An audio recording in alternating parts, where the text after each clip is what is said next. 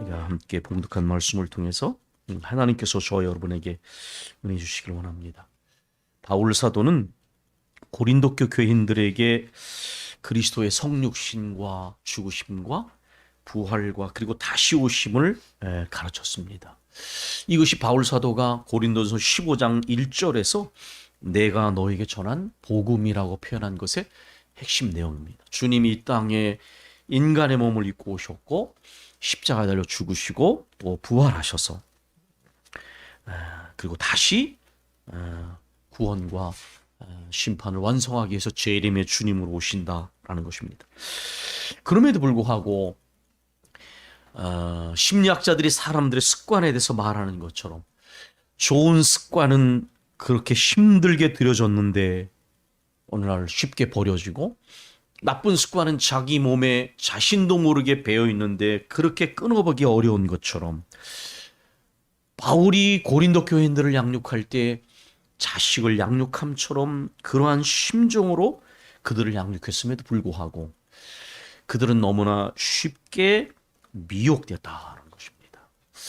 전 요즘도 가끔은 목회 현장에서 그런 생각이 들 때가 있습니다.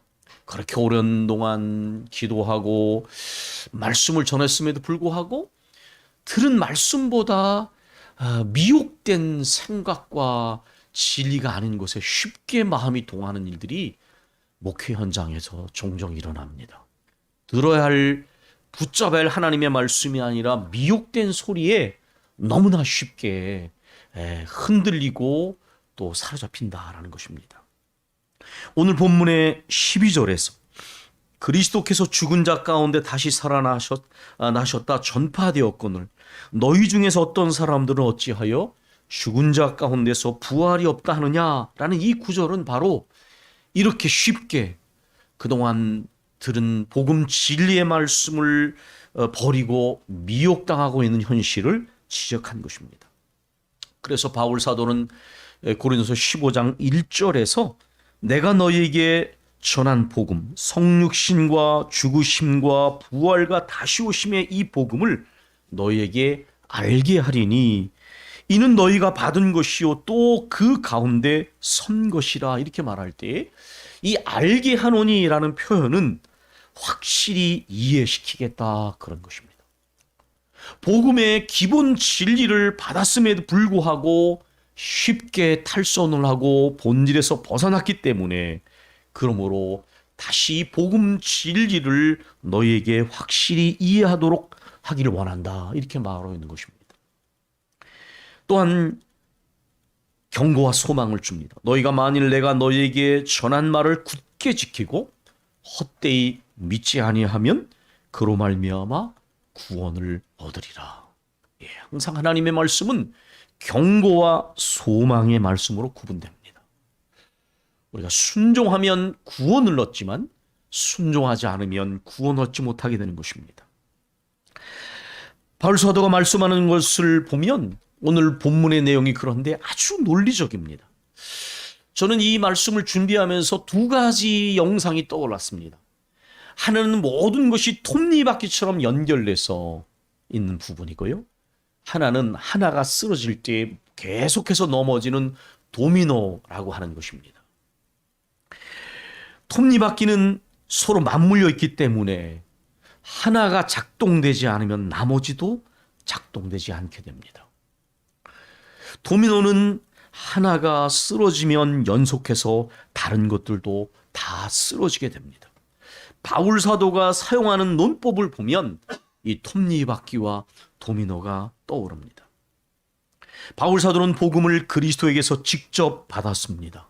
다른 사람에게서 배운 것이 아니라 핍박자 사울이 다메섹을 향하여 핍박자로 가다가 부활하신 주님을 만나서 그는 사도로 부름을 받았고, 복음을 전하는, 동쪽으로 잘 달리는 말은 서쪽으로 잘 달리는 속담처럼 핍박의 그런 우두머리였던 사울은 복음을 위하여 생명도 아끼지 않은 그러한 증인으로서의 바울로 바뀌어집니다.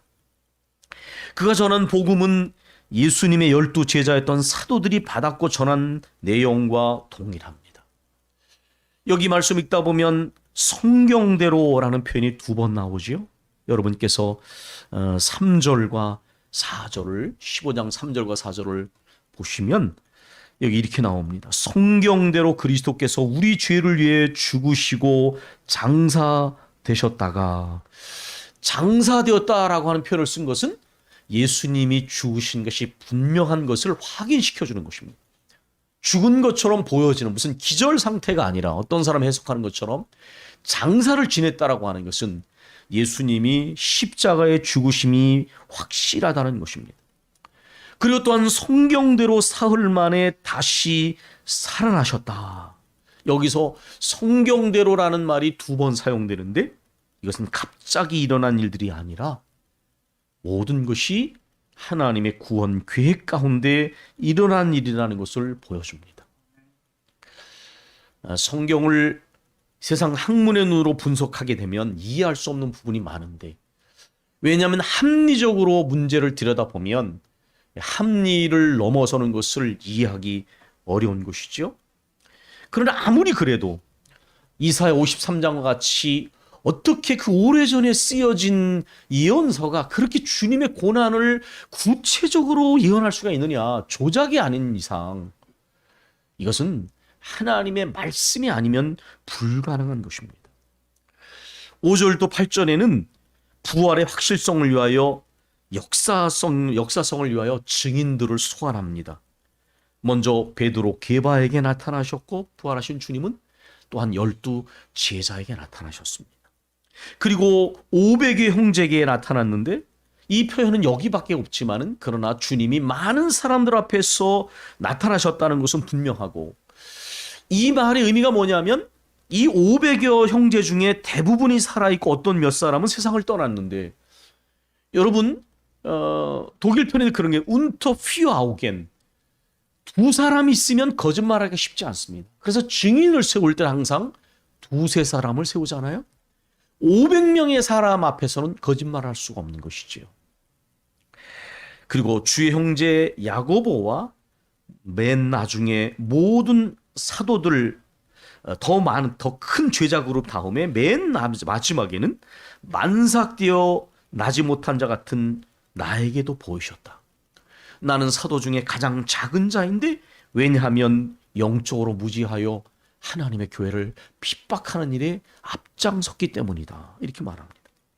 여러분, 이 증인이라는 말은 법적인 용어인 거 아시지요? 법정에서 증인은 선서를 하고 증언을 합니다. 만약에 위증죄를 범하게 되면 그는 처벌을 받게 되지요. 여기에 복음의 증인이란 이 말은 이 법적인 용어로서의 그 엄중함처럼 이 증인이 목격자가 돼야 하고 또 그 증언이 진실해야 한다는 것을 보여줍니다. 우리가 예수님의 부활을 이야기할 때 가장 분명한 증거로 제자들의 변화를 듭니다. 어떻게 그렇게 겁장이 제자들이 변했을까? 그것은 주님이 죄와 사망 권세를 이기시고 부활하지 않으셨으면 불가능한 것이죠. 그러기에 그들은 복음의 담대한 증인이 되었습니다. 그런데 만약에 바울 사도가 오늘 얘기하는 부분이 그것입니다. 죽은 자의 부활이 없다면 어떻게 될까? 오늘 본문은 그것을 아주 톱니바퀴처럼 도미노처럼 논리적으로 설명해 나갑니다. 죽은 자의 부활이 없으면 그리스도도 다시 살아나지 못하셨을 것이다. 왜냐하면 주님이 부활을, 그 질서를 깨는 것이기 때문에 죽은 자의 부활이 없으면 그리스도도 다시 살아나지 못하셨을 것이고, 그 다음에 그리스도가 다시 살아나지 못하셨으면 우리가 그리스도가 다시 부활하실 때 전파했으니 그것은 공허한 것, 헛것이 될 것이며, 또 그것을 믿고 살아온 너의 믿음도 헛것이 될 것이다.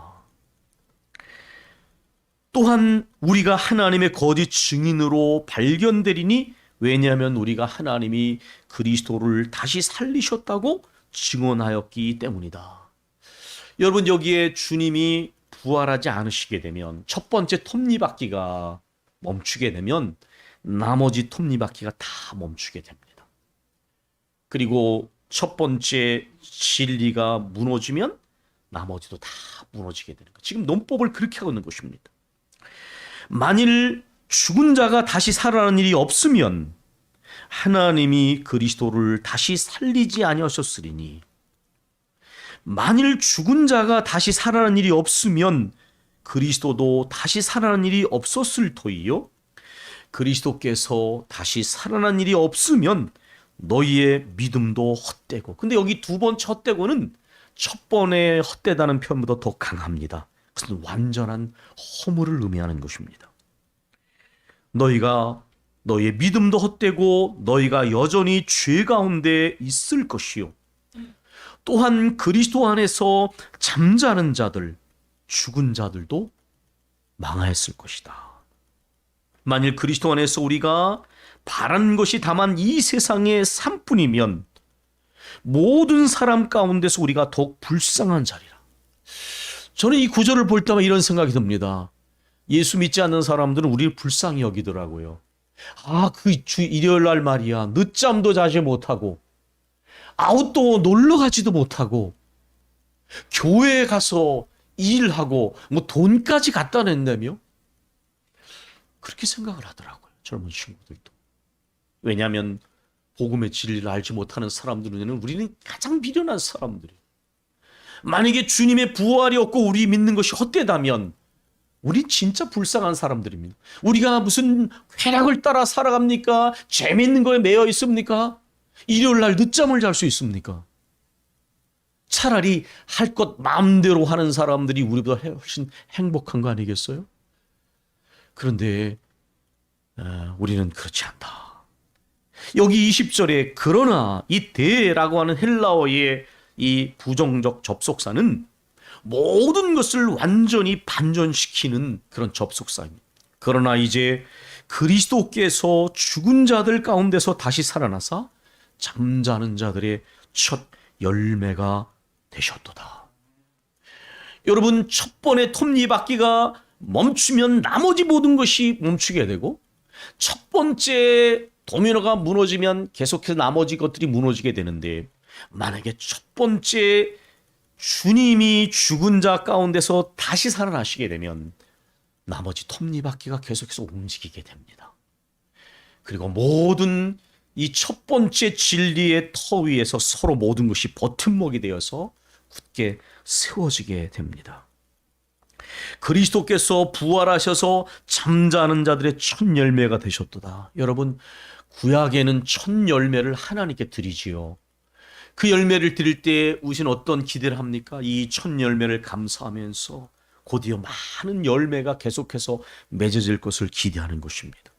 주님이 부활의 첫 열매가 되심으로 믿는 모든 성도들은 주님의 부활을 따라 부활할 것입니다.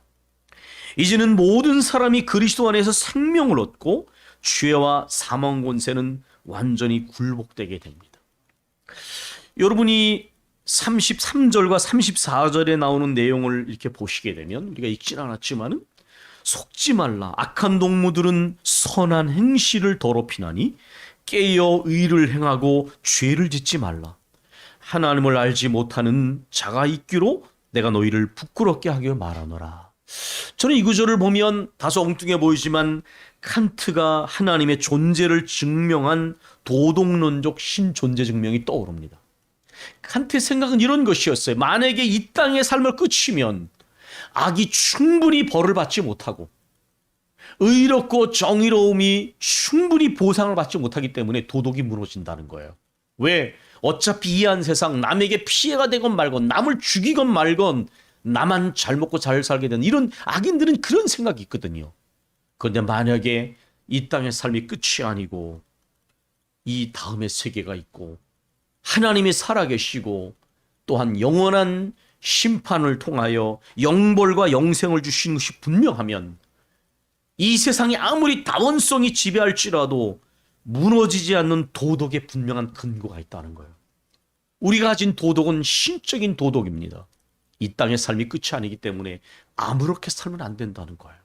절제하고 근신하고 순종하는 삶을 살아야 하는 이유는 바로 분명히 주님이 부활하심으로 인하여 우리에게 영생의 세계가 주어져 있기 때문에, 그러므로 이 땅을 살아갈 때에 악한 동무들에게 영향을 받지 말고 선한 행실을 가지고 깨어 의를 행하고 죄를 짓지 말라고 경계하고 있는 것입니다. 이렇게 말했는데도 그대로 믿지 못하는 자들을 향하여 바울 사도는 35절 이하에 이렇게 말을 합니다. 온 세계에 가득한 부활의 능력을 믿지 못하는 어리석은 자들아. 여러분, 우리 뒤에 창문이 있습니다. 저는 가끔 창밖을 내다봅니다. 여러분께서 아시겠지만은 이 길가에 있는 가로수들은 겨울에 죽은 것처럼 보여졌습니다. 완전히 바싹 말라 모든 가지가 다 떨어져서 저거는 살아있는 것처럼 보이지 않았습니다. 그런데 언제부턴가 깨알 만한 싹들이 보이기 시작하더니 그것이 콩알 만한 크기로 커지고, 그리고 달걀 만한 크기로 커지면서 그것이 일주일이 다르다는 것을 저는 봐요. 여러분께서 지금 내다보시면 거의 저 건너편에 집이 보이지 않습니다. 모든 나무에 가지가 다 떨어졌을 때는 서로 창밖으로 서로가 보여서 민망해요. 그런데 지금은 커튼을 치지 않아도 그 바싹 남은 마른 가지에서 어느새 생명이 저렇게 기운이 솟아났습니다. 자연세계에 얼마나 부활의 역사들이 많은지를 보면서도 왜 믿지 못하느냐, 이 어리석은 사람들아, 이렇게 말하고 있는 거예요. 여러분, 우리가 씨를 심을 때 형체를 심습니까? 아닙니다. 우리는 그냥 씨를 심어요. 그런데 그 씨가 땅에 떨어져서 썩지만은 그 안에서 생명이 움터서 싹이 나고 자라서 열매를 맺습니다. 여러분, 언제 나무를 심으셨습니까? 물론 묘목을 심을 수는 있지만은, 그러나 최초에 우리는 씨를 심습니다. 그러나 그 안의 형체를 절대로 인간은 조작할 수가 없지 않습니까? 물론 요즘엔 조작을 하지만은, 그러나 그것도 창조 질서의 안에서 이루어진 것을 변질시키는 것에 불과합니다. 바울은 그렇게 말하고 있습니다. 너희가 씨를 심는 것이 형체를 심지 않지 않느냐. 그런데 썩는 것처럼 죽는 것처럼 보여진 그 속에 생명의 기운이 나와 형체가 생기고 열매도 생긴다. 동물이나 사람이 번식을 하고 자녀를 생산하는 방식도 정말 신비하기 이를 데가 없습니다. 도킨스 같은 과학주의자가 결코 이해할 수 없는 창조와 부활의 질서가 이미 온 세상에 충만하다라는 것입니다. 뿐만 아니라 이 부활의 능력의 두 번째 확실한 증인은 바로 저와 여러분입니다. 우리들은 이 땅을 살아가면서 많은 일에 눌리고 낙심하고 또 두려워합니다.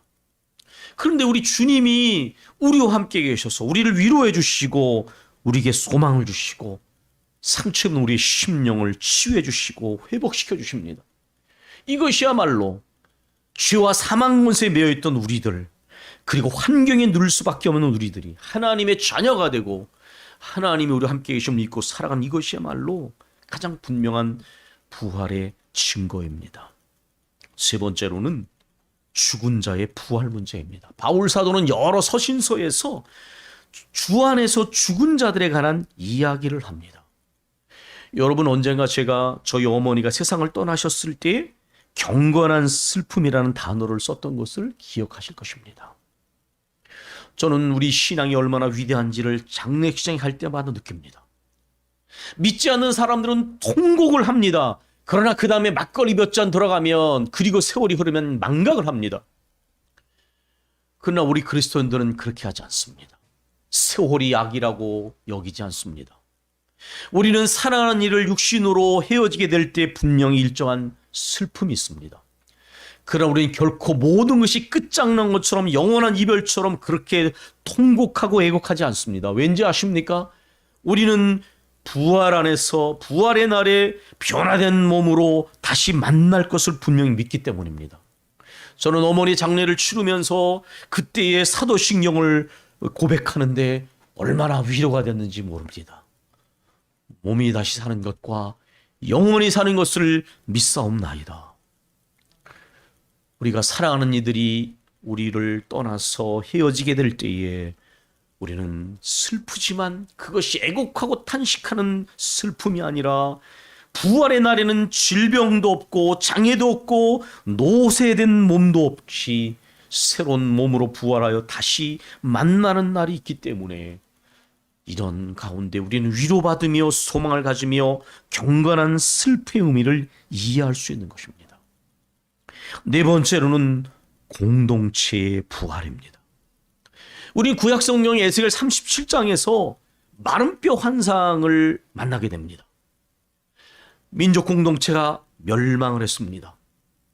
그리고 성전이 무너지고 그리고 나라가 망하여 이방 나라의 포로로 끌려갔습니다. 살아서는 고향 땅을 밟으리란 희망이 전혀 없습니다. 그런데 우리 하나님께서는 에스겔을 골짜기로 데려가셔서 일부러 보게 하십니다. 골짜기 이 끝에 저 끝까지 다 본 다음에 보니 그 뼈가 얼마나 많은지 어마어마한 뼈, 누구의 뼈, 어느 뼈의 뼈인지 알 수 없을 정도 가득하고 그 뼈의 상태는 완전히 말라붙어 비틀어졌습니다. 하나님 물으십니다. 인자야 이 뼈들이 능히 살겠느냐? 불가능한 얘기죠. 그러나 전능하신 하나님 앞에 에스겔은 감히 그렇게 답변하지 못하고 주께서 아시나이다 이렇게 말씀합니다. 하나님께서는 두 차례 대언하게 하십니다. 이제 이 마른 뼈들을 하여 대언하라. 하나님 말씀이 선포될 때 이 뼈들이 움직입니다. 그리고 서로 맞춰집니다. 여러분 이 장면 한번 연상해 보십시오. 그리고 그 뼈 위에 힘줄이 돋고 살이 덮이고 피부가 덮여서 이제 생명이 없는 죽은 시체가 즐비합니다. 하나님 다시 말씀하십니다. 이제 생명의 기운에게 대언해서 이 사망을 당한 자들에게 들어가게 하라. 생명의 기운이 이 시체들 가운데 들어설 때 그들이 살아 일어나는데 큰 군대였더라. 이렇게 에스겔 30장을 말합니다. 하나님께서는 이 환상에 대하여 직접 해석을 하십니다. 너희가 이제 스스로 우리는 멸망했다라고 말하는데 내가 너희 무덤을 열고 너희 고향 땅으로 돌아가게 할 것이다. 이게 바로 도래적 희망, 도래적 희망. 인간이 계획을 세우고 계획대로 유지되는 조건적 희망이 아니라 하나님 편에서 다가오는 희망, 이 도래적 희망. 이 희망이 얼마나 그리스도의 힘인 줄을 이해하셔야 합니다. 저는 몇 가지 예를 들었습니다. 온 세상에 생명의 부활이 가득하다.